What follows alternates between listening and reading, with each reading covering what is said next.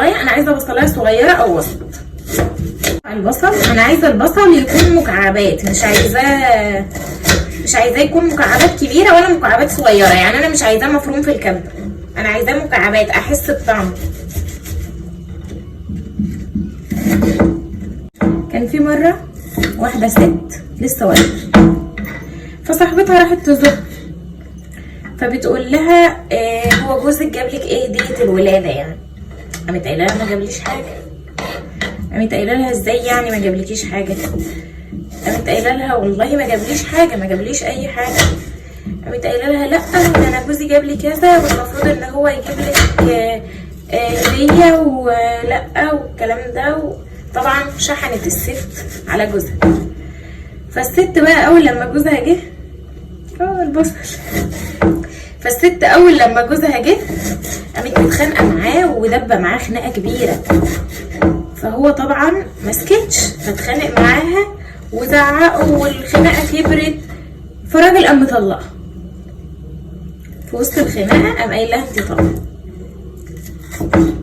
اقول لكم على حكايه تانية برضو. كان في مره شاب، فالشاب ده بيشتغل فبيقول له انت مرتبك كام؟ واحد صاحبه بيقول له انت مرتبك كام؟ قام قايل له انا مرتبي كذا. قام قايل له ازاي ده صاحب الشغل ده مش مقدرك، ده المفروض يبقى مرتبك كذا، ده ايه ده انت بتقدم شغل ببلاش كده فطبعا هو اتضايق، فقام رايح متخانق مع صاحب الشغل.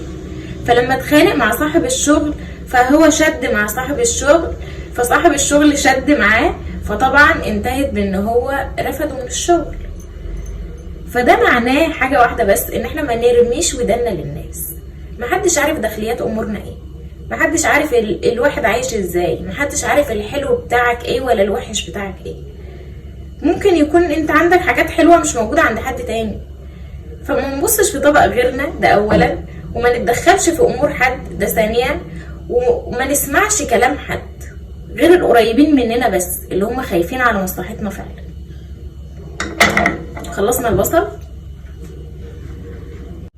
الطاسه بتاعتي بشويه زيت مش قليلين ومش كتار كده بالبصل.